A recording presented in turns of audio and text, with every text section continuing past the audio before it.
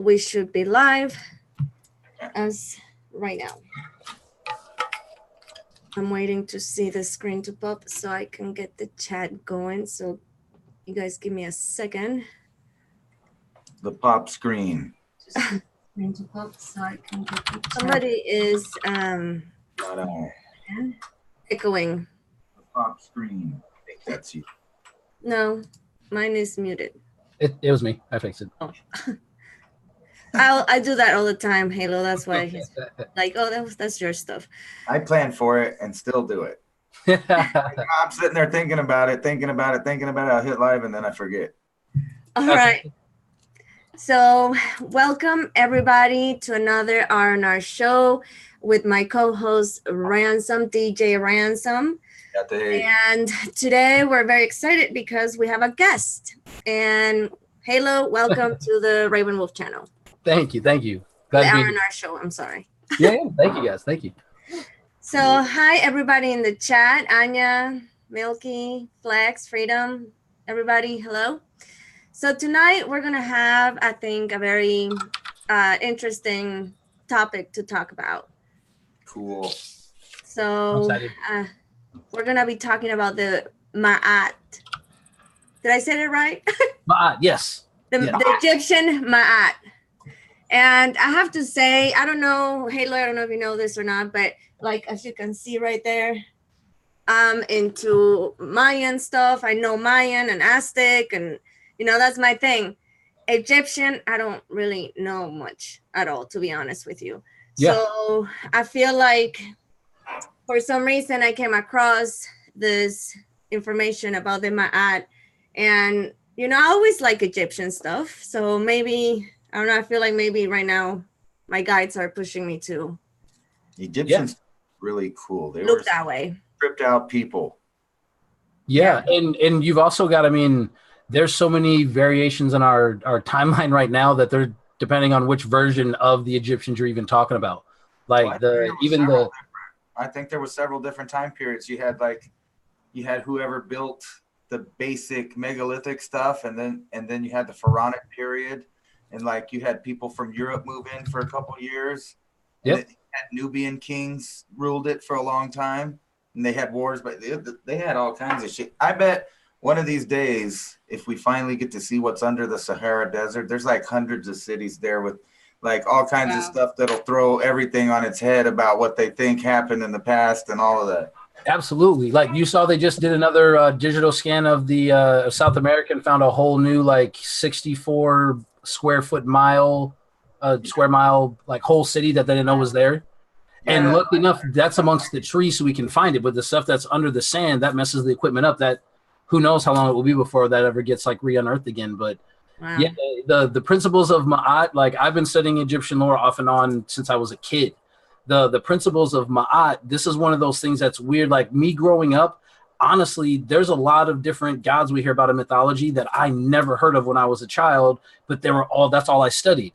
So I'm like, man, we're just in so many different new timelines now like the principles of Ma'at, that didn't exist when I was a kid. I never saw that ever. And I studied Egyptian lore like crazy. Wow, and then all of a sudden, the last, 3, 4, maybe 5 years, everyone started talking about, Ma'at and the principles of Ma'at. And like, it just came out of nowhere. You know, that is kind of weird. It's like that with the cuneiform and the Egyptian stuff. Like they discovered it, you know, like 100 years ago, but then nobody really talked about it till recently. Yeah, it's really interesting. What was the big space of people not caring? You would think all through those other decades, there would be like a lot of people wanting to read it, or they just straight up didn't know about it. Yeah. We know about it now because we found out about it or whatever. But yeah, but before we start getting into that talk, I do want, well, first of all, me and Ransom met Halo at LeCon in Colorado. Amazing. And I give him a reading, intuitive reading. Remember Halo? Oh, it was amazing. Oh, I've talked about it even on my show a couple of times. Like, oh, really? Incredible. Oh, yeah, absolutely. Yeah, and I was very excited that I got to read you and Jay Campbell and other people there. So it was fun. But I actually heard about you from Jennifer Collins. last year she had you on her channel, I think last year. Yeah, so I knew about you, but then, you know, I don't know. And then, so when I saw you at Leak, and I was like, wait, I know him. I know who he is. Thank you. Yeah, Jennifer's awesome. I just saw her a few days ago. She's one of our new carriers of one of our new products for Mistake. Oh, so, wow. So yeah, if you can just tell us a little bit about yourself and how actually. Okay, I'll let you talk because I have a specific question, but I'll ask after you talk. Yeah, no, I mean, if you don't stop me, I don't know when, because there's so much, But in short, I don't know. I'm really in this modernized wizard lifestyle. Like, I look at the world that we have right now that's supposed to be the acceptable society. And I mean, in no disrespectful way, but it's like the biggest practical joke that everyone's playing on each other that no one really seems to realize. Like the handful of us that have gone through with the awakening, whatever we call it, it's literally like watching a bunch of kindergartners play with balloons all day. Like it's really like that. And you're going, but you could do this easier and this could be easier, but not enough people that care are in a position or have the aggression to really make the impact. So we're doing it in this way, little slow and steady, but really getting into some powerful places now that we're seeing more shift and more change. So I was a youth pastor for 2.5 years. I grew up Presbyterian. I was a Pentecostal minister, went to Mexico and built churches, the whole everything. And at one point, I actually had like one of these attacks that they warn you can happen. And no matter how much I prayed or yelled for Jesus or anything, it just got worse and worse and worse. And so when I was 12 and I lived in Iowa, like Jeff Daugherty talks about this on his show all the time, my house was the black neighborhood. And I'm mixed, but in Iowa, I was a lot darker, right? So not a lot of kids in my area were allowed to play with me. And one kid that moved to town, everyone thought his mom was a witch. So no one was allowed to play with him either. Oh, so naturally, we all became, the greatest of friends. And at a young age, she introduced me to some very supernatural, whether you want to call it psychic, energy, whatever you want, witchy, just the stuff that's out in the ether. You know what I mean? And when this attack was happening and all this Jesus stuff wasn't working, like part of my brain reverted all the way back to like these certain phrases and things that I had learned from her. And the moment I spoke them, it immediately stopped. And I was just like, wait, like how? All right, so maybe there's got to be something else to this whole Jesus thing. And then I started, paying more attention to what was going on. And I realized it was, 500-600 people in here with the same energetic intent of wanting to heal these people. And you see it happen. And then I found out about Reiki and found out about more things. And slowly but surely, I've even met with 6 pastors and said, if you guys can answer these 3 questions, I'll stay. Nobody had an answer.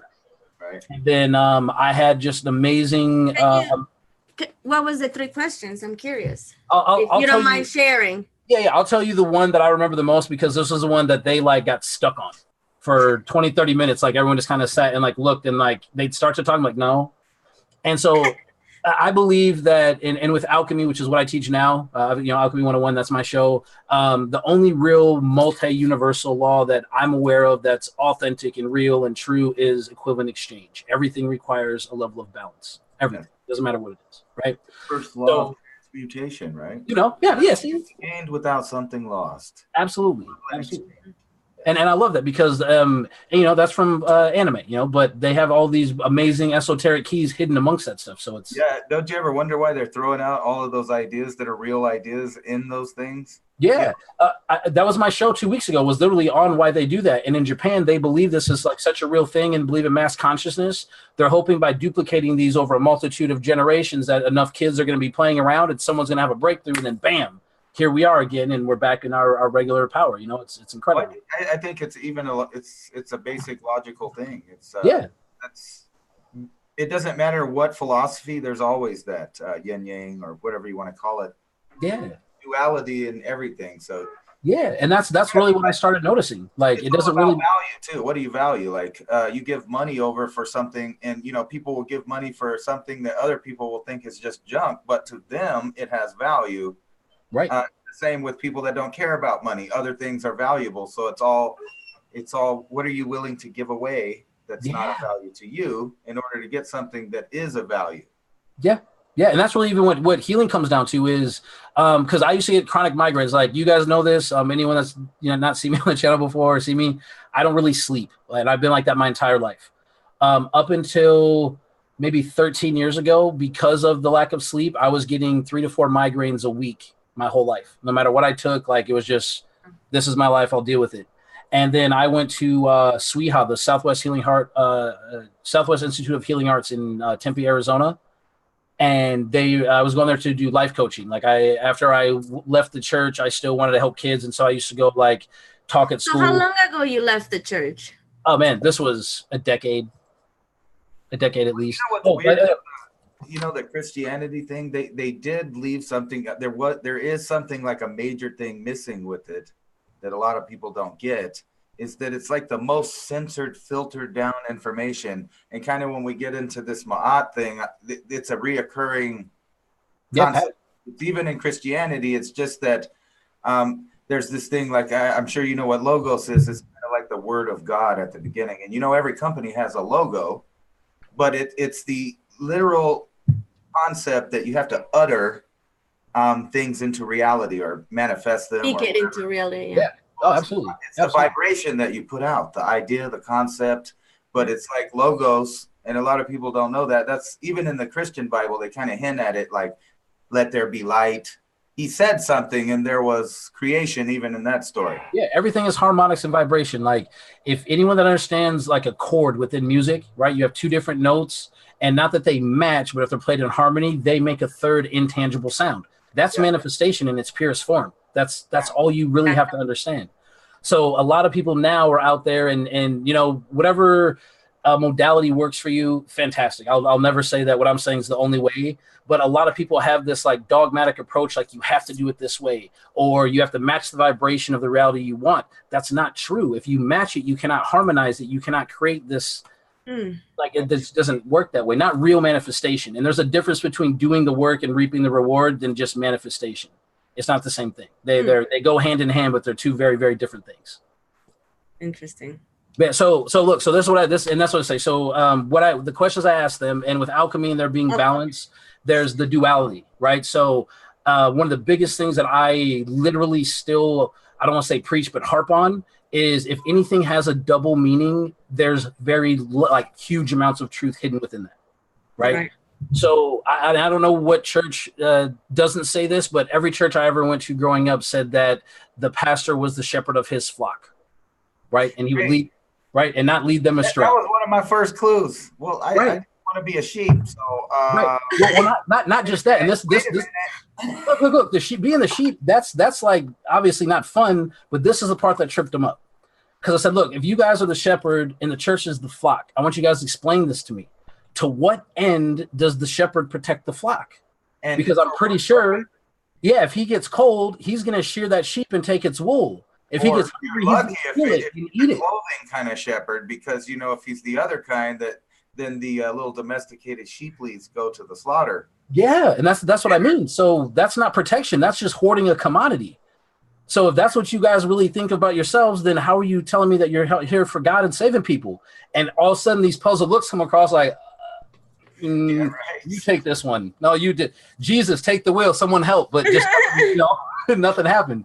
So it's just, And so after that, I left. And then when I was at SWIHA, this little 82-year-old woman named Ayada gave me a Reiki treatment. I felt like I melted in with the table, and I've not had a migraine since. I haven't even really had a headache, short of a hangover or 2 or there. But that changed everything for me. You're a Reiki master, correct? I mean, yeah.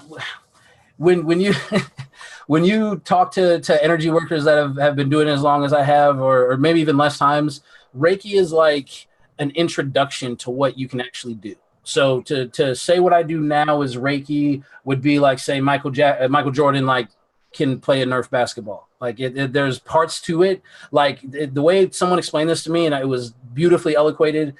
Reiki is kind of like learning about the alphabet. That's all it is. And then after that, you find out that there's words, not just letters. Then you find out that there's sentences and paragraphs and books. And then you find out that you can write your own book. and you find out there's other languages. So Reiki is just really a good introductory to energy manipulation, because there's definitely the cosmic energy and the prana and the earth and our meridians and the elements and a multitude of all these things that are all within different parts of the spectrum and different parts of frequency. And so different modalities teach all the same things and different principles. It's like calling red rojo and getting pissed off because you're using a different language. Like, it's all the same stuff, guys. Oh, that's cool. Well, actually, you answered my question. The question I was going to ask you, if well, I guess I can still ask it. So, would you say that you were always from an early age where you felt like there was more to life than just what it was? Oh yeah. I mean, like I said, when I was in Iowa, and it was so funny, I had to wait for my mom to get out of the church before I could like tell her this, because once I left and did my thing, like I actually didn't get shunned from the family. They're all like, "Hey, you've always done your thing. Like, you seem happy. Go do it." And again, I was at a Pentecostal place to where they do the laying of the hands and then boom, you out cold. So the first time my mom let me do Reiki on her, she started like bawling her eyes out and was like, "I don't understand what just happened." She's like, "It feels like at church, but like 1,000 times more potent." I'm like, "Well, yeah, we're skipping the middleman. You're just getting like direct energy." Like, that's it. And then do you ever trip on that? Like some Christians would be the first to, kind of disregard that, even though I don't know how many churches and stories Christianity has of exactly that thing about using energy to, influence the environment, heal people, whether it's saints or Jesus or any of them. Yeah. Like it's so your mom, would you say she was pretty open-minded as long as you were happy? Like, I mean, kind of, because my father-in-law at the time, he was like the singles pastor and the marriage pastor, and was like really like ran the house with like an iron boot, sort of like as loving and Christian as he was, very indoctrinated then. Yeah, and so my mom was always a free spirit, and like even when I was growing up, like I'm telling you, the stuff that I learned from this woman, and like this book that I had, and this box I still have to this day. It's in the other room. Like I was out in the middle of the woods, like doing crazy rituals and communicating with like, and at the time, like you're a kid, like I'm in my imagination having fun and doing all this stuff. But then you look back on that and be like, man, that shit really happened. I really had that experience. Like, wow.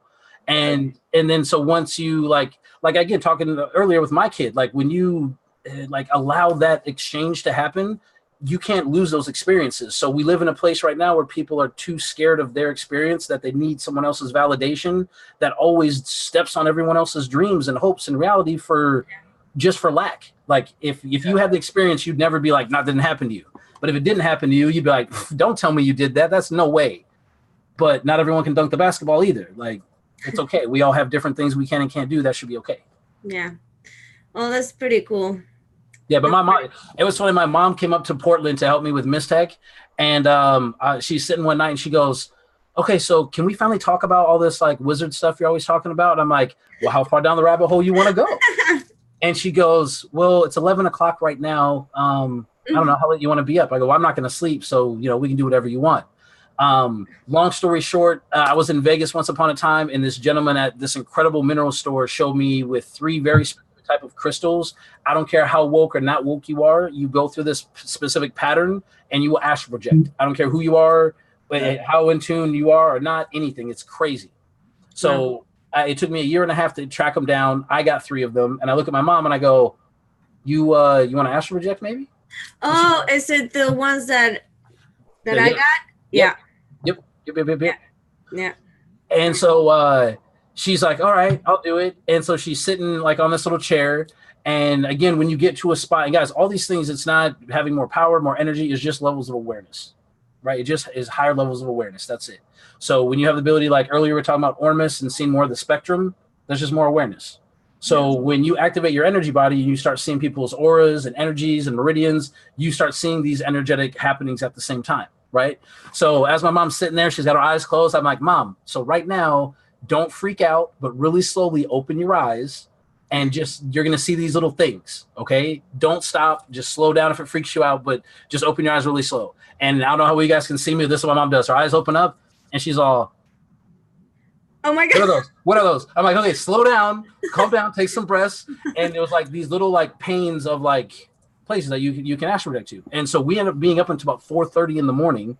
And now my mom goes to festivals, and she's got her, and like now she's like super in the, you know, and it's incredible.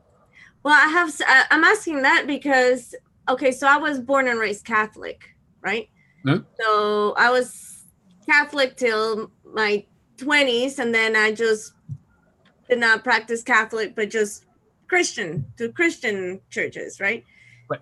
I don't know if you guys can hear, but I hear down the idea or what? people outside. I hear people. You know, when they told me that, I asked a guy that if I kept hearing this term everywhere. So I asked this one dude that was like hardcore Christian. I mean, like to the bone. Like you said, it was like he was almost in the military with parameters in his life about what he thought Christianity was. And I asked him, so you're a God-fearing man, huh? And he was like, yeah, I'm God-fearing. And I said, why would I want to fear a loving God? I just don't, like, that one just threw me off. And then he's like, I don't think right now he's Christian anymore. Not in the same way that he used to be before we had this conversation. Because I saw the epiphany in his head, like, why should I be? Like, that doesn't make sense. So there's something wrong there. Yeah. Anyways, before I get sidetracked. So anyways, my family, both from my mom and dad, they're very Catholic. So my mom is very religious, but my mom is very open-minded. Like, she understands there's more to this reality. And she had some experiences, and she knows what I do to some extent. But, you know, sometimes she's like, oh, what does it mean waking up at 4 a.m? I've been waking up every day for the past week at 4 a.m. What does that mean? Like, she's asking me questions. And then the other day she said, what you said about numbers when you look at the clock and it's the same number all the time? I was like, why? What you seeing? And she's like, I keep saying 11:11. Oh yeah. That's so awesome. you know, to me it means a lot to me, because I know how, you know, religion means for my parents, for my mom, and the fact that she's open-minded, and now she's going through a way of awakening. Mm-hmm. Because to me, that's what 11:11 represents, because that's the very first synchronicity ever that I saw when I started waking up, 11:11. So to me, and I think Ransom mentioned this to me before, it's like the awakening call. Like, yeah, but you know what's so funny is I don't know if I've trained my mind to see number patterns now at this point, or they're really happening. But like, even when I went to California for that contact in the desert, it's on 111th Street. And all these people are wearing those 11:11 shirts because the one speaker talks about that, right? So there's just 1111111. Then the car that flipped over, their license plate is 111. Oh my God! Wow! And I was talking about all the 33s and 333s on the trip down there, like they just were. I don't know what they mean, but you know, like I was on alert about something, but what? Yeah. And then that thing happened, and I was like, maybe that's it. I don't know. But then again, I was absent-minded at the same time because I left a camera there and drove like almost 1,000 miles or whatever, and then had to go back and get it and do the circle again. That's awesome. I was gonna ask you, Halo, so what is your opinions on that with the numbers, with the synchronicities? Because, you know, a lot of people say, oh, they're angel numbers. Other people say there's more to it than just angel numbers. I hear Aluna Ash say before that they're actually codes for us to integrate. So what's your opinion on it? These are my favorite questions. So my opinion is yes to all of them. Because and this is why. Because when you hear the word angel, like that interpretation means so many different things to so many people, right? If you're coming from a Christian context, then an angel is something of God, but the Christian God, and that has wings and trumpets and takes you to heaven or fights, you know. It's not that's a high by interdimensional being. Right. But at the same time, if you realize that Christians just are reading like the kindergarten version of the real book, then they're just talking about higher dimensional beings anyways. Like this is consider this for a second. Like there's Christians out there that don't believe in dimensions, but believe in heaven and hell. Yeah, the other dimensions and purgatory. Right. But they don't believe dimensions are a thing. Now, if the dimensions like check this was just like a weird thing for angels. And also Catholics believe in exorcism. So I've exercised 2 things in my life. But how does they believe on that, but they cannot believe in spirit. Like, I don't know. I don't know. They do believe in that. Yep. They actually believe that about half of the world is possessed at this point in time right now. Yeah, it's crazy. I don't. And No, that's sorry. Go ahead. I interrupted you, Halo. Oh, it's okay. I have my train's going 100 miles an hour. It's okay. Sorry. It's okay. It's okay. It'll come back. Oh, angels. Thank you. Angels, I'm sorry, yeah. angels. So let's say like if the dimension of hell, if you were, right, just the ground of that is X amount of layers deeper to the core of our planet, and that's why you get this heat. And the dimension that the angels reside on are about 6 to 12 feet higher than our plane, and they're just standing on their ground, but they appear to be flying. Like there's so many things that we don't know that's just up to interpretation and what someone else told you was written. Like, so when people say it's angels, maybe it is some other higher entity. Maybe. Why can't it all be the same thing without having to be trapped by this, again, dogmatic point of view that this has to mean just this one thing? Right. So at the end of the day, if you want to call it angels because contextually that makes you feel better, go with that. You want to call it fairies, go with that. You want to call it synchronistic events. Whatever it is that's making you acknowledge that something is working for you outside of this plane and that's where you are, then go with that. Run with that. Like, okay. I have another that's question. Why, like, even when we're like, right now we're going to get into the principles of Ma'at, and there's a lot of really good things about that. But, and I mean, no disrespect to anybody out there, anyone's following anything that has a, this is it, or there's ownership, or you can't, anything that involves that, I don't believe in it. It's not a thing to me. Well, because the real way we should be living is, how can there be limits in a limitless universe? You know, yeah, that's from your ego. That doesn't make any sense. Yeah. So, yeah. All right, I have one more question, and then we start with the Ma'at. Okay, go ahead. It's within the synchronicities and angels and area. Okay, so this is what happened to me recently. Like I hit synchronicities all the time, and people say, when you want to get a confirmation about something, you can ask for a specific synchronicity to happen, So I start manifesting all these synchronicities that I was asking. But at the end of the day, the thing that I wanted to get the confirmation, it wasn't. So to me, kind of give me a confusion, like, why am I getting exactly what the synchronicity that I asked for the specific reason that was not happening? Yeah. Has that ever happened to you before? So yes, but it's funny because I've learned to recognize it, that it is actually lining up exactly what I want, but just not in the time frame that I want. And one of the big things we talk about on Alchemy 101 is when you're trying to manifest things, unless it is something that's coming at you with a preconceived time limit, you cannot put those out there with your manifestations. So whatever you're working towards, like right now, we're moving, right? We're on this move. I'm in Portland right now. We're working on getting to Phoenix. We have a generalized trajectory path, but putting it has to be done by this time. The stress, rush, frustration, narrowness of all the other time streams that are out there that could possibly happen. Like we choke ourselves away from all these things that we have access to all the time with time. So the moment you get the time factor gone and just be like, I need this to happen. I don't know when, I don't know how, but this right now is in the ether universe. I'm waiting whenever you say it's cool. And then don't worry about it. Like a really good friend of mine, I was talking to her about when you set up those big domino designs, right? And the ones that take you 5-6 weeks to set up and then it's over in 15 to 20 minutes. Was it worth it? Right. But even more so than that, here's the thing. Once you set the dominoes up, if you trust your ability and trust that you are skilled and talented and as powerful as you are, when you push that first domino, you don't need to watch the rest of it. You already know it's going to go there. But as humans, we're trained to watch every single domino, and every one of those dominoes stresses us out. So the bigger thing that we build, we give ourselves more things to worry and stress about because we're worried about every single little domino without trusting that we just did it right in the first place. And the pattern is going to be the pattern. Like, hit the domino and go start on the next thing. You've got an extra 15 minutes right now. Go. Enjoyed every domino, not worried about it. Yeah. And what is meant for you will always come for you. Yeah. But it's I can accept right here, right now, that I say that before and I understand that, but yet the stress and the anxiety is so engraved within me that I worry too much. I stress about too much. And I try to let go, and the universe has sent me lessons to learn how to surrender, and for the past year.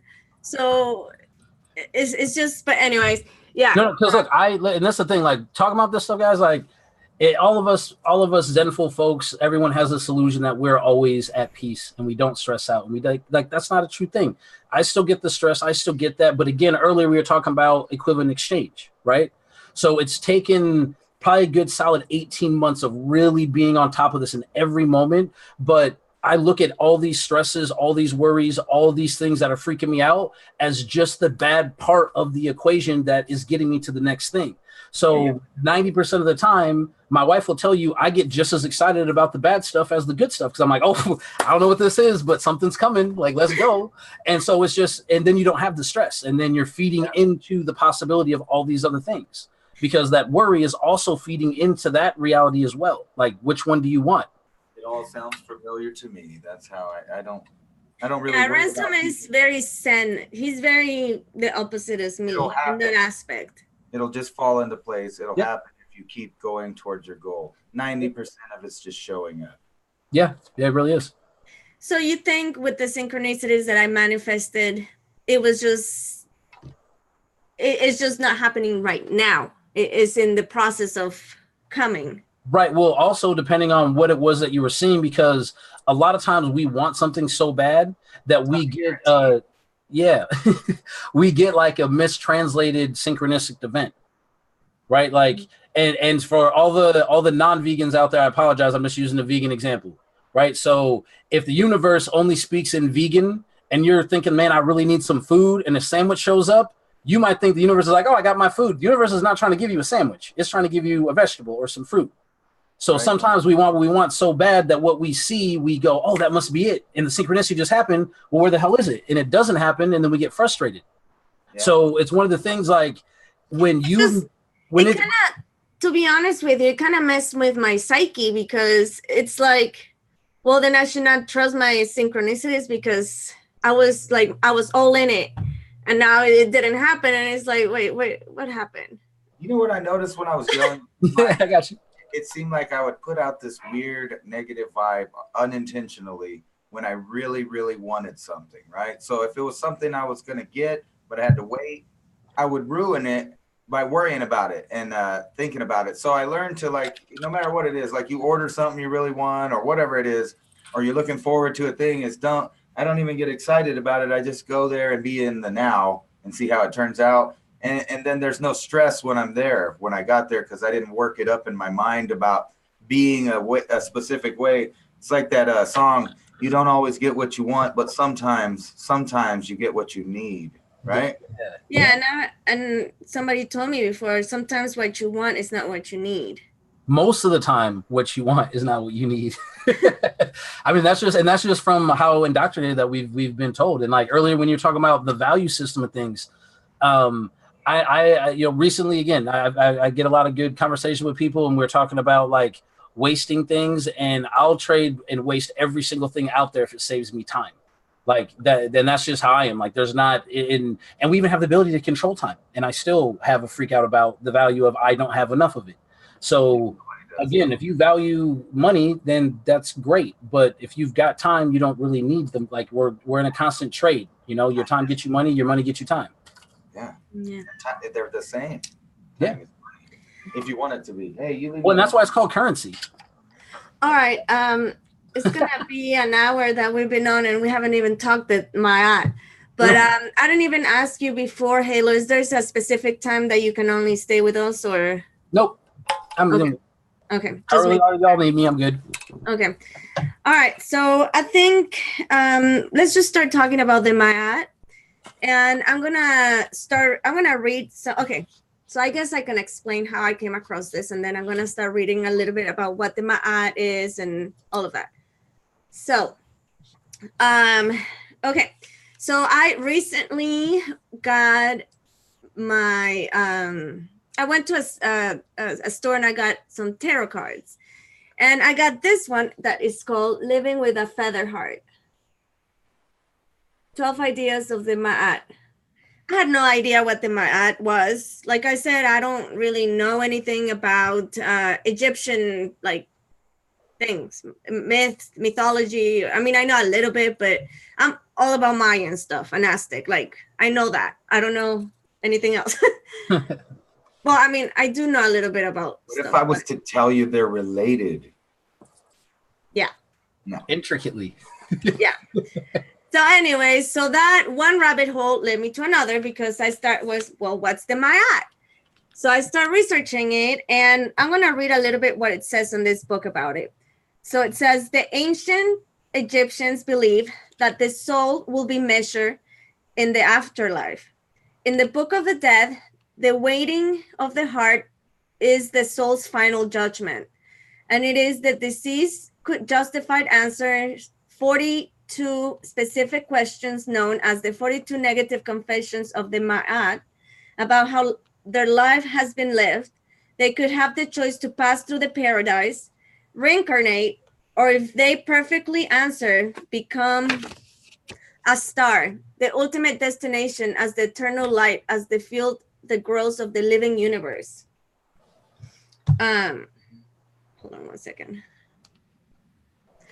If the questions were not answered well at the heart, and the heart was weighed down from life filled with regret, negative choices, and actions, then the soul will be damned and be eaten by a chimera type of demon named Amit, who devours all the heavy-hearted. So, also, what do you guys think about that? Sounds delicious. I don't know. I don't know. No, and so there's another that's the main interpretation for Ma'at and the way that the 42 negatives work.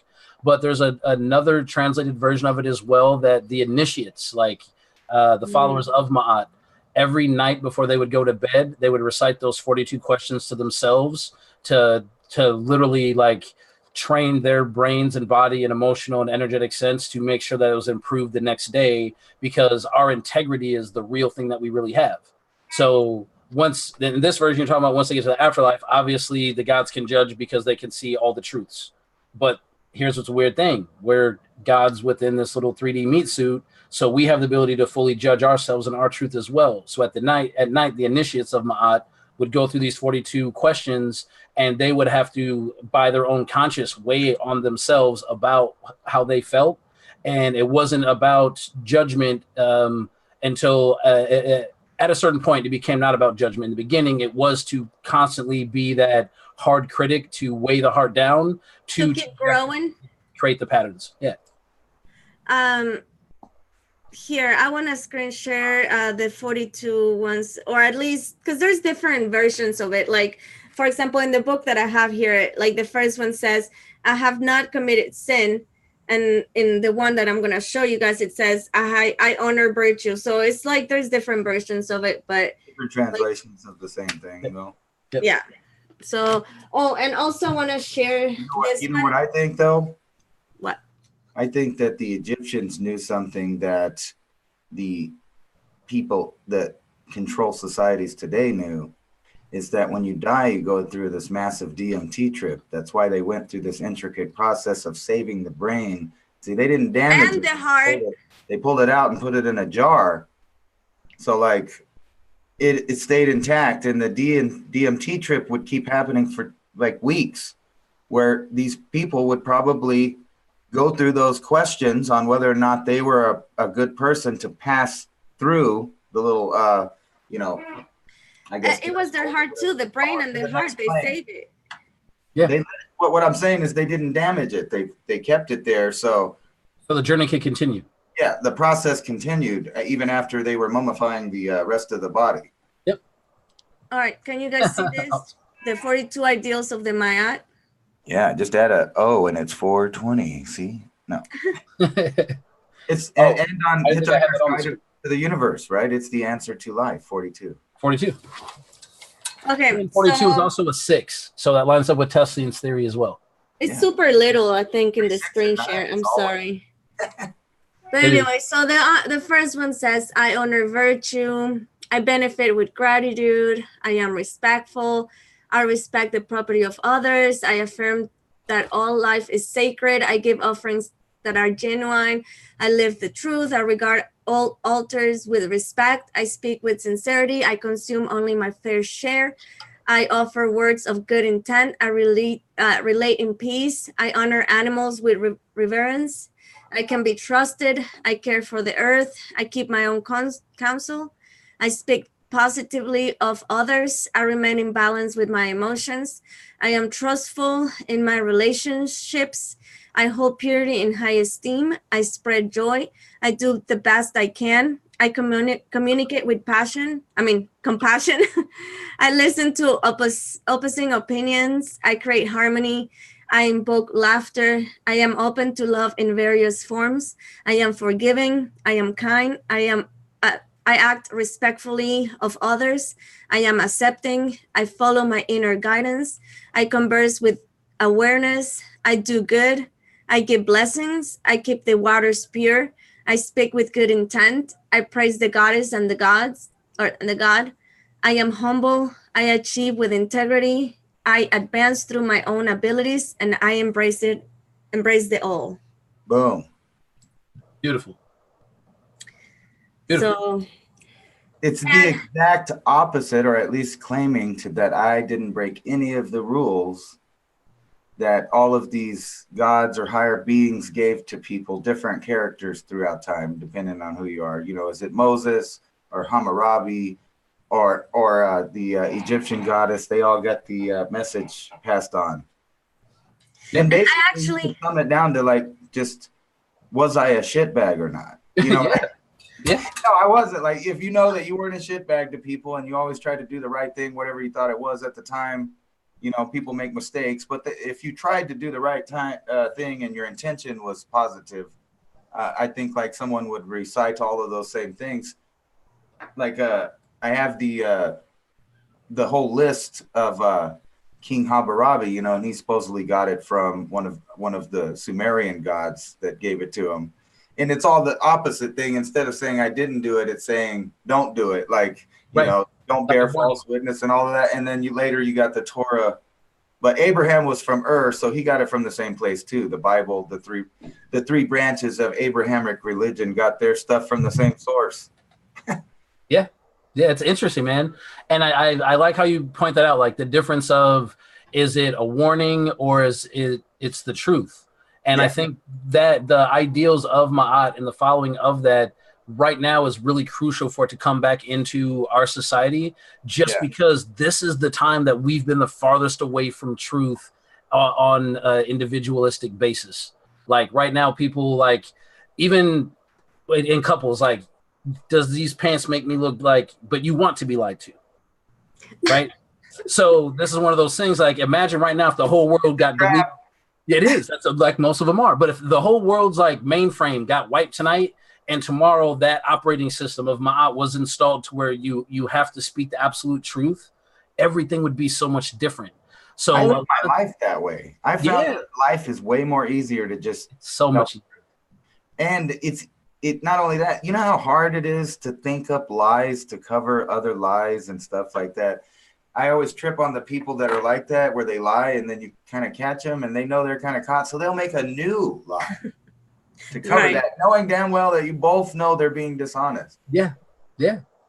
And so that's why these principles are important, because I think at the end of the day, like you said, whether it was Moses, Abraham, who knows, all of the texts, all the rules, all the principles always come back to being honest. Being truthful. Being a decent human being. Right, but this approach is something that you have to speak for yourself of telling the truth. So that's way different than getting a warning from somebody else. Like, if you want to say, yeah, no, I didn't steal anything, you're like, no matter what you say or how much you believe, your conscience still knows that's like, so the principles are that important. Yeah. I like that you pointed out that steal, right? Or whatever the other ones, however they word it. And then the Egyptian one saying, I did not steal. Right. I did not. So I didn't lie. I didn't, covenant my neighbor's wife. I've been a good person. It wasn't me. Yeah. Right. I love it. And I think it's also like more more responsibility. And I think that's why most people flock to all these religions, because it takes responsibility away. Yeah, but what happens to some people and they're like, they get to number 43, or I mean, I don't know which one. Yeah. It's like not 43, like 19. There's and only like, 42. Oh, well, shit, I did that one. I'm sorry. Yeah. Yeah. When My I think bad. like what you were talking about earlier was, if you answer all of them correctly, then you become a star and you become this like God, ultimate energetic being to delve into the cosmic growth as it Pass through to the other side. Right, and maybe you only get 41 and you don't get the full version, but maybe you get a little twinkle twinkle. Maybe you don't get the whole star. But, yeah. And then I want to screen share. Like a thing, or like if you only miss one, you fail, you go back. Sorry. You gotta know them all. You gotta do them all. I can read the ones because the ones in the book is different. But here, for example, in the book here, it says, I have not committed a sin. I have not committed robbery with violence. I have not stolen. I have not slain men and women. Murder. See, I have not stolen grain. I have not purloined offerings. Purloined? What's that mean? What is it? Something to do with your loin. Purloined offerings. I haven't stolen them, I think. I don't know. I have not stolen the property of the gods. I have not uttered lies. I have not carried away food. I have not uttered curses. I have not committed adultery. I have made none to weep. I have not eaten the heart. Okay. Hey, but you notice though that there's way more of those, and then when you look on the, like we were talking about, the watered down version, by the time you get to like the Bible, there's only 10 of them. You know what I mean? And then if you say they're mortal sins, there's only 7 of those. So right, 3 of them you'll be okay if you just say I'm sorry. What? That's the one thing I always had a problem with too, though. Okay, this one I do not understand, and I don't even know how to say that word. Number 40 in the book, it says, I have not carried away the KHENFU, cakes, from the spirit of the head. So the Kung-Fu is a type of deity. If you Google it, it's a weird looking thing, but it was like a protector or guard or something, if I remember correctly. And it's basically like you're not taking the guard dog's food. Wow. I never heard that word in my life until now. I know there's a deeper meaning than what we're getting too. Oh, absolutely. Oh, yeah, always. Okay, so I want to show this picture because Ransom points something out. So this is the Ma'at, the goddess the Ma'at.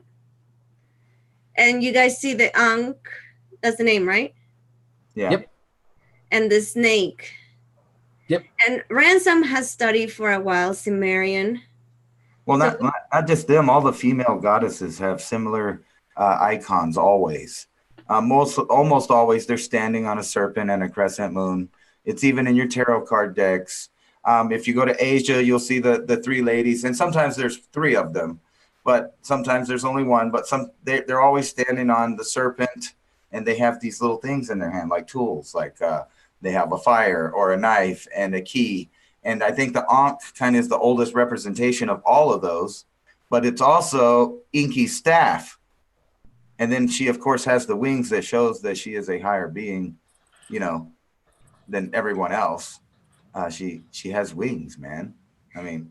And didn't you say that the pictures that are represented with the snake, the Enki, is the wisdom? They have higher knowledge, right?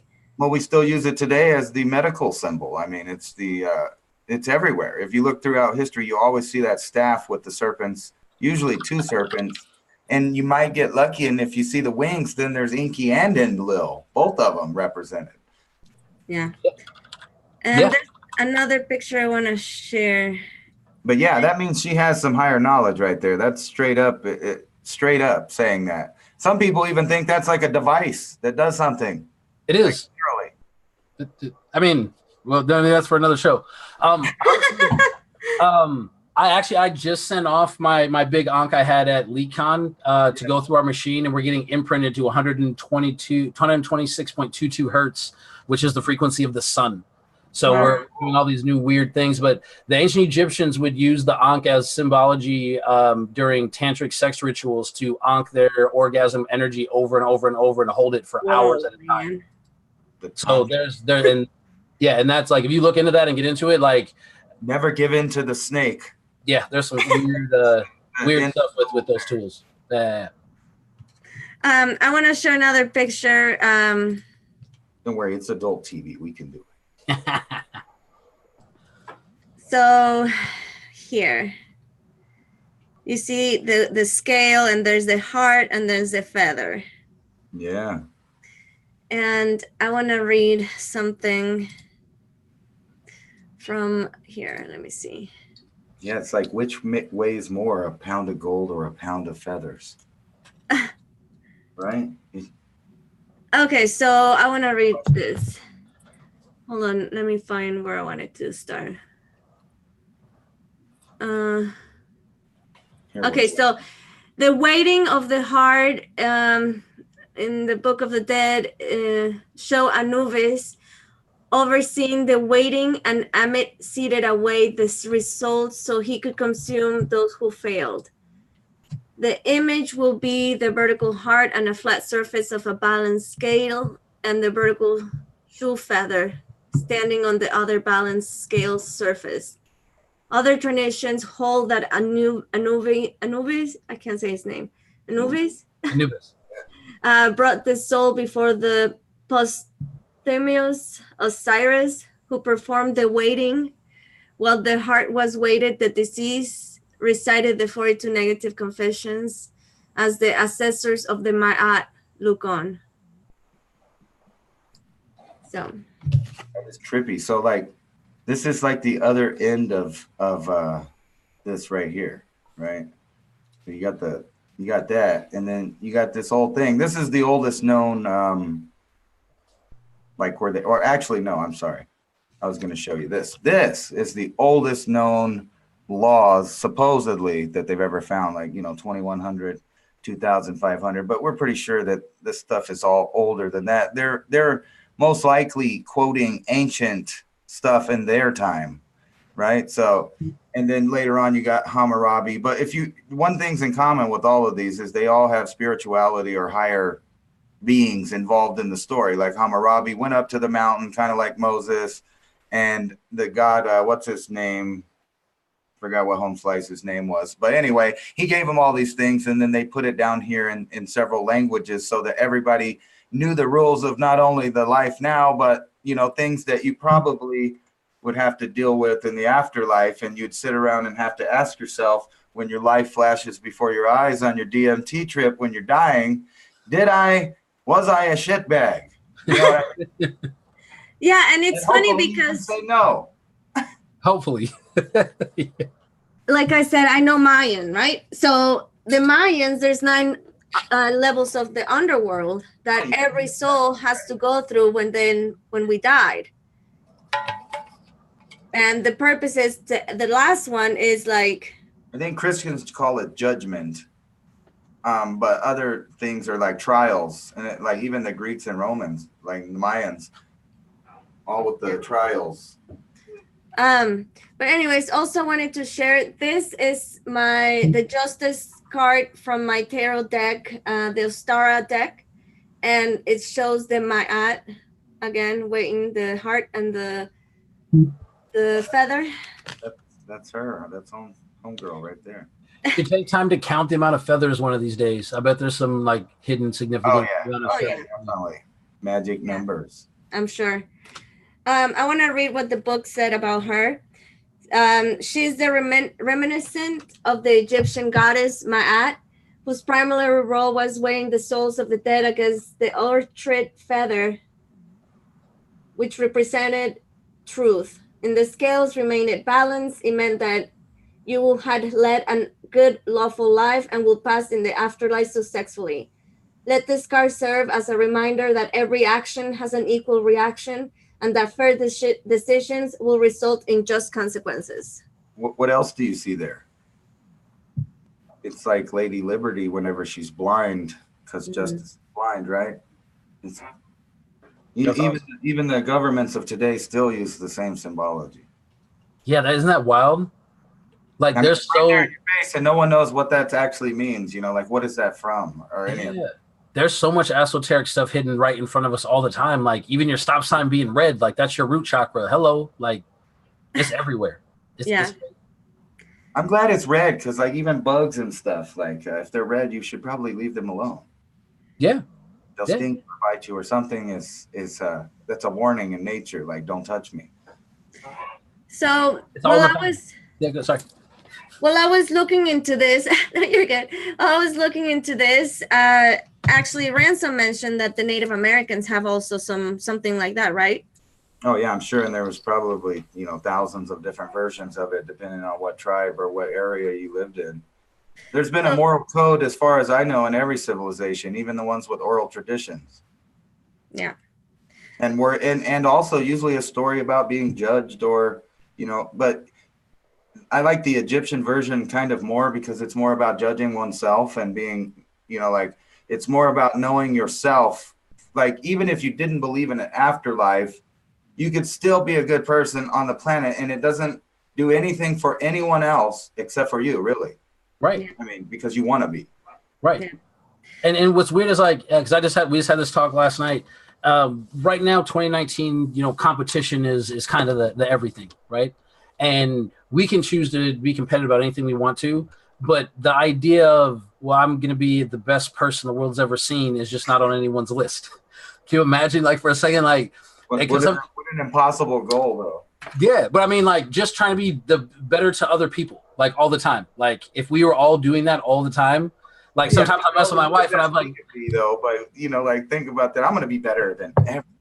Right. But that's what so similar to this, like, even if you're not doing it for the competition part, just trying to strive to be the best version all the time. Like some people need that push forward. Like I mess with my wife all the time. Like, babe, you know what? I'm gonna let you win the argument right now just because I want to be the nicer person. And so the fight can just be over. And she'll give me this look. I'm like, so you win the argument, but I win the nice person award today. I'm sorry. Like I'm saying, but even in a joking manner, like it's still a thing that brings us out of it. And like, it's just another approach. Like we just have too many tools. We're not using the right way. Anya said in the chat, we should be together, not competition. I agree. Yeah. I agree. But so I wanted to see if there was anything like that with like the agreements or whatever in like Mayan or so the only thing I could find was there's a book called The Four Agreements that is based on the conduct of the ancient Toltec wisdom that advocates freedom from self-limiting beliefs that may cause suffering and limitation in personal life.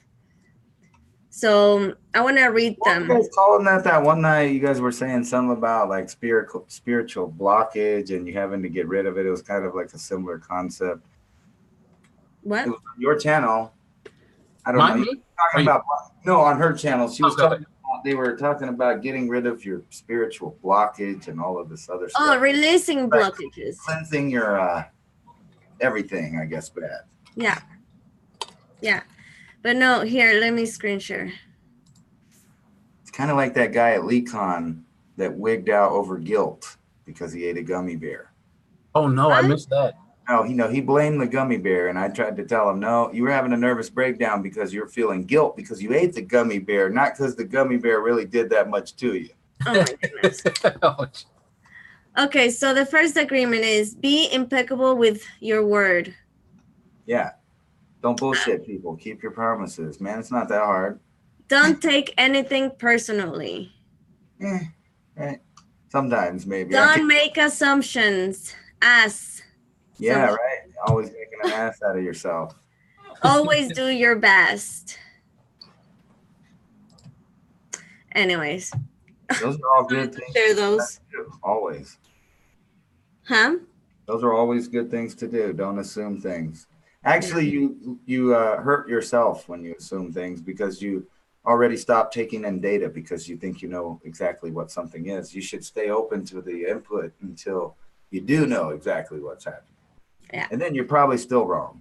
But anyways, in closing, is there anything you want to share or anything about the Ma'at or the topics that we just talked tonight? Both of you, Ransom or Halo?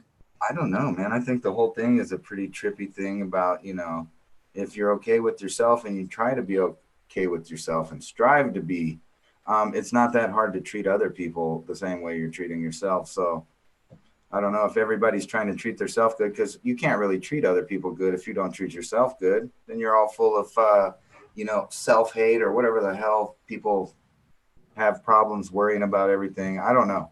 I don't understand it sometimes myself. So. Yeah, no, I agree with that 100%. I think this is another thing that adds to a long list of real truth with extra things for control added to it, which again, I don't think any of them are going to be bad things.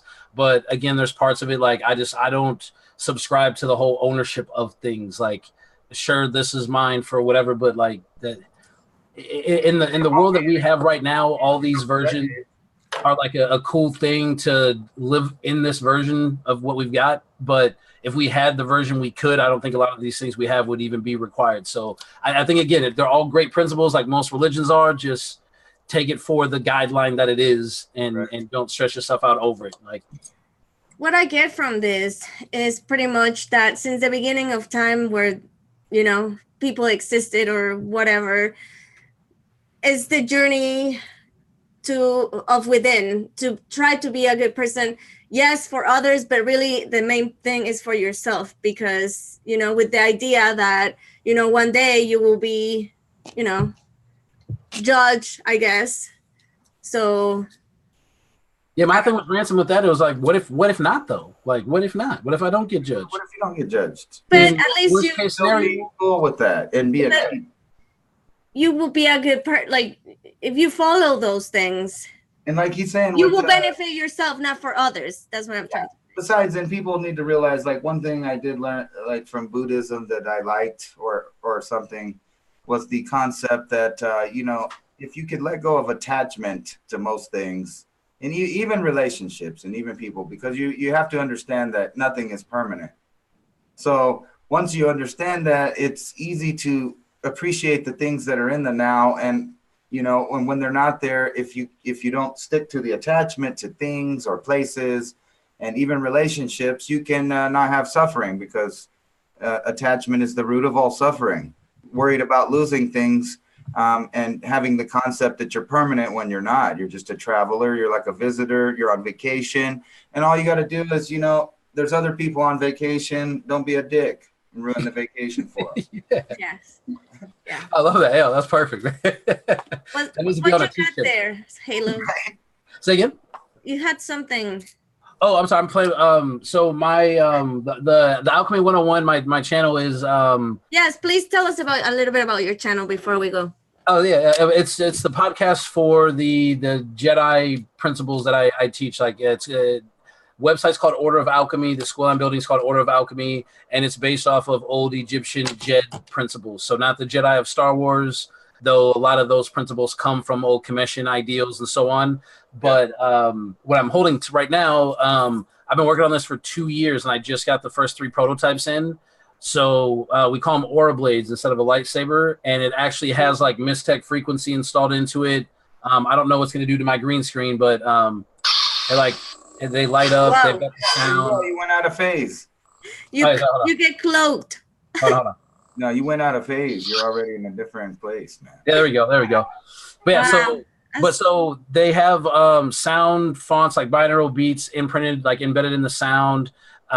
There's light therapy, there's plugs, and then we have entire martial art forms based on balancing out the chakra points. So you don't do like a white to black belt, you do a red blade up to orange to yellow to green and work out your whole chakra system, learning mantras, mudras, energy works, like really getting people back in touch with, again, what I believe we're really here for and what we're capable of. And there's nothing like having a fun tool like this that's multifunctional. And I don't care who you are, you hand someone a lightsaber and they turn it on, immediately everything becomes very magical, and it's a real world tool now. So yeah, we just put them up on the website. What's your websites? So if you go to mystech.net, it's MYSTECH, like mysticism and technology. That's my biotech company. All the products I have are all there. Order of Alchemy is the school I'm working on. Orderofalchemy.org is the YouTube channel that takes you to Alchemy 101. But yeah, and there's so much stuff there. I mean, we've got the headphones that turn music back to 432 hertz, which I showed Jay Campbell those at LeakCon, and he had like a meltdown. Like, It was cool. We have Are they still sold out? Because I remember you mentioned they were sold out. I just got 300 units like running through the machine 2 days ago. So we will have them back up and available again. We've got aux cords that you can use if you want to like listen to music in your car at the right frequency. And it's weird because you hear it and it sounds really similar to what you're used to, but there's just more definition and there's this like vibrancy and life that comes into the music now. Yeah, it's the way that the music was originally played at. Right. Now they pump it up to what, 440, so 440. It's the aggravation thing instead of a, like a smooth melody in your head. They put an aggravation frequency in it because it's off. Yeah, even at the same time, it's in a different frequency. It's trippy shit. Yeah, and it's crazy because it works on the brain in such a way. Like, I don't know if you guys have ever heard of the group the Cumbia Kings. Yeah. Yes. Okay, so A.B. Quintanilla, once upon a time, was a very good friend of mine. Right, I met him, and I didn't realize it was him at the time. Long story short, he was limping through this mall I had one of my locations at for Mistech, right? And the main frequency we use is the Schumann resonance, and it just stabilizes cell function and the electric body, not your energy body. We're talking stuff in my music. Yeah, so I see this guy limping, and I go, "Hey man, I can help you with your limp." And he turns around, I'm like, "Holy shit, it's A.B. Quintanilla, dude! What are you doing?" And he was in town. He had knee surgery like 2.5 months before in Scottsdale, Arizona, and was just visiting on a checkup. I put 2 bracelets on. 5 minutes later, he comes back with his wife, Ricky. No more limp. He's freaking out. So we talk. We go over all of it. He gives me a cell phone number. And dude was like super cool, so humble, just so like loving, amazing guy. He started calling me for 1 to 3 hours every single day to talk to me about frequency and energy and all these things. And when I'm talking to him, I go, "AB, you know what I realized, man? You guys could probably have like way bigger like shows. I'm not saying what you're doing is not already amazing, but if you can get your engineer to turn your music to 432 hertz, it's going to change everything." Oh yeah. And we get into it. He tells me one song that they've been doing for 15 years, unintentionally, no matter where they're at in the world, a mosh pit breaks out every single time. And he goes, "You're telling me if we change it to 432, a mosh pit's not going to happen?" I go, "Yeah." They'll try it, but it won't. It just won't. 2 weeks later, he called me. It didn't happen. First time ever. Wow. And so I still have like pictures. He ended up inviting me to Phoenix and took me and my son up on stage at this huge concert they had my son break dance in front of like 80,000 people. But all because of this music phenomenon, like finally frequency technology is becoming more in the norm, and they're talking about it more in sci-fi. But if you pay attention to it, they're using the exact same terms that physicists are talking about right now. Like people miss this whole thing about, 20 years ago, Star Trek had this little do-do-do-do, and now we have cell phones. Like all sci-fi stuff is just it's the tricorder. Yeah, it's just precursors to things we have coming. So Mistech and everything I'm working on is really the opposite way, though. That they used to tell us what we were about to have. Now they act like things are in the future that they're already been using. Yeah. Backwards. Now they make it look, 4K and with lots of lights, but really in our mundane world, the way it looks now, they're using all of that technology already. Yeah. I've been tripping on that for a while. They have so much wild stuff. Like people really think that their mind can't be manipulated from technologies. They have a thing that will show you images from your dreams. They have one that'll make a teletype of the words you're thinking. You know what I mean? They have. They've admitted, like a lot of people knew that for a long time, though, that you could use microwave to vibrate someone's skull and make them hear frequencies or music or someone talking or whatever and drive them mad. Yeah, they can do it. Yeah, you can look up like the original design for the television was built as a mind control device. Like you can look it up and there. Lie. Yeah. Wow. Like you need to relate the 432 on a bracelet, etc. Once. I apologize, Desiree. I don't understand the question. Do you need to relate the 432? So for the 432, I'll repeat. So we're using the headphones for the 432 hertz frequency. So that, and we can't do Bluetooth yet because we need a wire to filter the digital signal into the 432 hertz. So the bracelets and stuff that we have, like we do other frequencies. Yeah, Max is right. 852 is the third eye. So those on the website on Mistech, they look like these clear bracelets and have like a logo that matches the color. We do have some minerals, but yeah, every chakra point has a different frequency. And I want to say, when at LeCon, I did the trial where you stand and somebody pulls you, and I seen it before. And I was like, I need to try it, and I did, and I put the bracelet, and it did make a difference. So I was like, mind blown. And I was gonna get one, but for some reason I just didn't. So I actually want to bring you back to the show to talk about your products and a little bit of what Mystic is. Yeah, that'd be cool. Yeah, you guys send me your info, and I'll just send you guys some. Like I have a backpack I drive around with and pull over and give it to people all the time. That's so awesome. I give it to people I don't even know and don't even like, and I like you guys. So just send me your info. I'll send out, no problem. I want to answer Desert Roses' question, but I'm not sure. Do I do what only once? I apologize. I'm not sure. No, you're good. Do you do it once? I don't know. And also, I'm interested. Yes, I have to check out your website. Cliff, you'll only do it once. Yeah. Did I show you guys the biofeedback picture of the Mystech stuff? No. Have you guys ever seen like the Carillion photography, like the orthophotos? Oh yeah, I've seen similar. I don't know if I can screen share or not, but they had a thing at the Contact that would, like that you could dial up the little things, and then they had the old RGB monitor. Yeah. There's let me see if I can all and then trip on your Halo Desero says the 432 on crystals and etc. It's so funny that I didn't say nothing about that, and we're in this conversation. I have a guest coming to my channel, and that's what he's tripping on too, is the whole frequency thing. Oh, wow. Yeah. It's so funny because I ended up at LeakCon talking about frequency from the beginning all the way through to Contact in the Desert, and I just kept meeting people. And it was like I talked to Leo Zagame about entities and possession, and that led into frequencies again with the music and the like you got 5G that they have mapped out, and they're using esoteric symbols and sacred geometry to lay out their microwave. Yes. So thank you. I didn't know that people were talking about that yet. Yes, absolutely, they're doing that. It's like you're looking at it, and that's the tree of life there. But then you're wondering, is it an inverse picture of it? And then I always drip that a lot of people don't even see the three-dimensional shapes in it.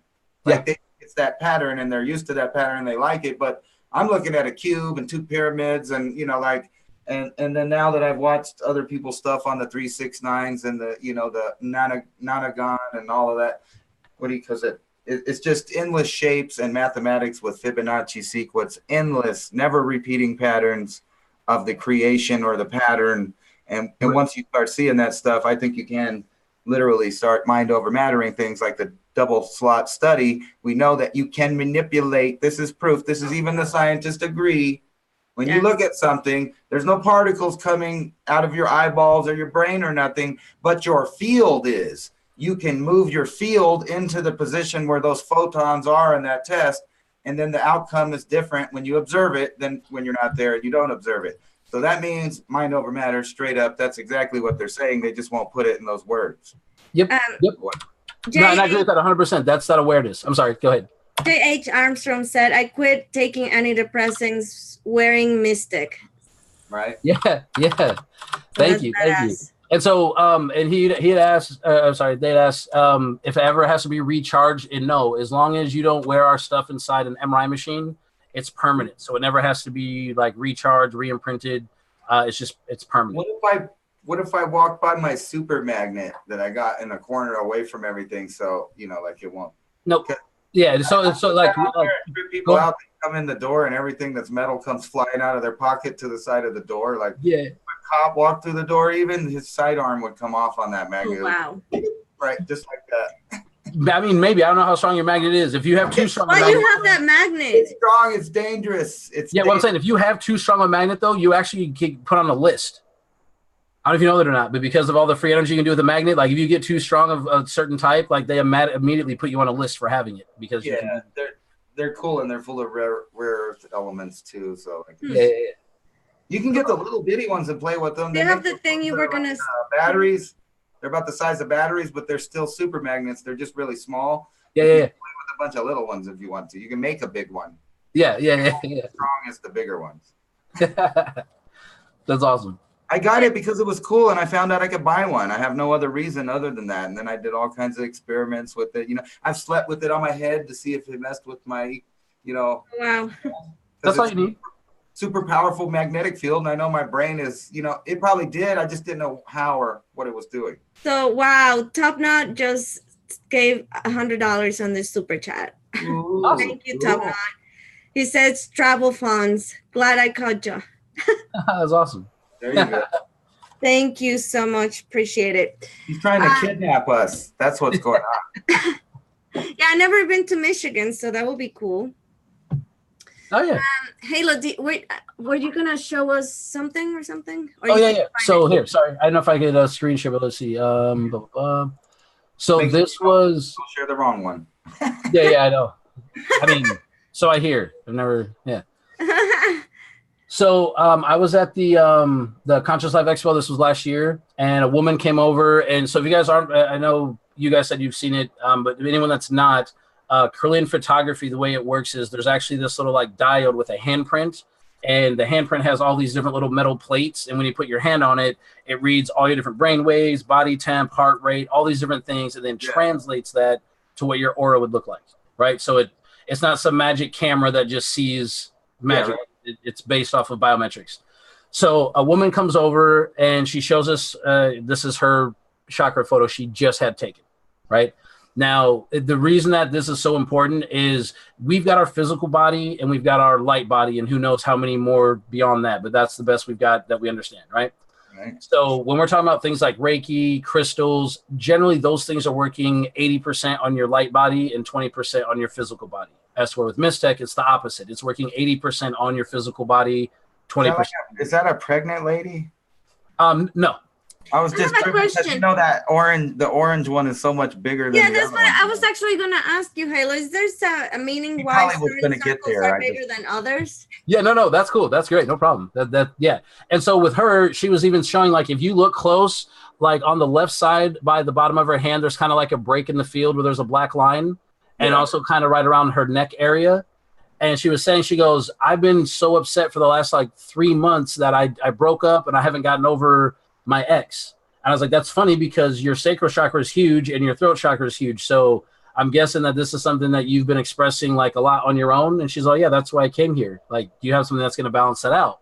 Wow. And so it picks it up in the picture thingy. Yeah, that's what I mean. So it's real biometric feedback of what, like, really a digital picture of what's going on energetically. I need to take one of them pictures to see which chakra is. I'm having a laughing moment in my head because I'm imagining mine just being lopsided too, but in a weird way. Yeah. Oh my God. So she's asking me, like, is your guys' technology going to help with my chakra points? And as amazing as our technology is, I don't ever want to over exaggerate and say it's the end all be all. Like, certain things are required for certain things. Like, this will do what a lot of other things can't, but it's not for your chakras. I'm sure it will help some. I just can't say how much. And she goes, okay, well, thank you for your honesty. I think I'll go ahead and grab one. I'm going to scroll down and show you guys this next photo, but she gets it and immediately goes right back to the aura photography guy, gets another photo, and comes back in less than 5 minutes with the owner of the camera place, and he's having like a meltdown. Nah. So this is what it looked like. When I scroll down, I want you guys to just try to guess what side the bracelet was on. Look at this. This is insane. The right or left, whatever side. Is there right? This side. Yeah. So that's literally in less than 5 minutes, there was that much of a change in her biometrics. But why some are bigger and now? Well, because it's immediately going in and it's going to start resonating with the parts of the body that need to be balanced out. And so those can become bigger at first and then rebalance out. But watch, I'm going to keep scrolling. Oh. Overnight, she comes back, and now this is what she was. Oh, wow. You see her wings? It's so funny she said that. She came back because she came back after seeing that, and she got 3 more to have 2 on each wrist, and then went and got another photo and came back again and was here. Max said that lady looks horny. Yeah. Yeah, she might have been drooling a little bit. She's got the wings now, man. And that's what she said. She goes, Mystech gives you wings. I'm like, no, that's Red Bull because it'll give you a heart attack and you'll die. But we'll give you wings like while you're here. That's cool. And wow, that's badass. Yeah. And so I know that there's other like ions and magnets and copper and blah blah and that whatever. This we have like science and there's like. So yeah, it's one of these things, and we have a money back guarantee because we know people would rather put chemicals in their body with no guarantee than try something that they can get off all the crap and. Oh, what's messed up is with chemicals, there may be problems. That is a fact, though. Yeah. Wow. And with this, and that's it. And also with all of our products, my favorite thing about them is after you wear them for a week, if you don't think it's doing anything, you can take it off for 2 days and your body will reset and everything you didn't think was helping hits you like a truck. Yeah. So I'm a very big fan of giving the smart dummies what they want. So maybe like, it's not working. I'm like, that's great. Send it back to me. When you start, I'm sorry. Somebody else can use it. Yeah, You know the difference, yeah. Yeah, and in 10 years, like we just had our 10-year anniversary. 4 days before our 10-year anniversary, I got my 30th return ever in a decade. Oh, Now, I've had thousands of people mail it back to me thinking it wasn't working, but before I get time to refund it, they call or email me freaking out going, I didn't realize it was working. Please send it back. Don't refund me. So, yeah, it's Gary Baxter said Red Bull gives you kidney failure. It does. It's terrifying. Don't do Jaeger bombs either. I mean, that's neither here nor there. Yeah. I haven't been guilty, but yeah, not lately. I tend to, I don't drink now, but when I used to drink, when I will drink Jaeger bombs, every time I will throw up purple. And it was purple. Yeah, I don't know why. Whoa. So that's the first for me. Dimension right there. Like alcohol and my body doesn't, I don't know why, like I don't resonate with the vibration of alcohol. I don't know. I don't think anyone does. Yeah. Honestly. It melts your brain, man. I mean, what more do you need to know about it? I get it, and I've done it, and I get that, you know, it implies like some people have fun, but like in the end, it really doesn't. Unless it's something like a good type of alcohol. Like there's something wrong when you start getting blackouts, you know? Yeah, well, that's abuse of anything. It's going to cause you know, that's a big red flag right there. But anyways, so I think we're just going to close this show. Again, Halo, thank you for being our guest in the R&R show. Yeah, and thank you guys. It was have great. you back to just talk about all about your products, because I wanna try your products and I'm into it. Yeah. Like I said, send me you guys the stuff, and then that way, by the time you guys have me, you've already been able to try it out, and you know, and whether it's good, bad, even if you hate it, like whatever your honest opinion is. We can do a review. Yeah. Perfect. All right, Halo and Ransom. Thank you so much. You guys have a good night. And hold on, Halo, don't go anywhere. I'll stop the live stream. And thank you guys again. Appreciate it. Yes. Go subscribe to his channel. His channel, his YouTube channel is in the description box. Go show him some love. Is it? Huh? Is it? It's I don't know. Yes. Probably somewhere. She used to say that, but then she never remembered to put it. Oh. No, it's in the description box. I already put it, preset it. Awesome. And I even put yours too, Ransom. So whatever. That's nice. She's great. On the ball now. All right. Much love, guys. Peace. Thank you guys. Boom.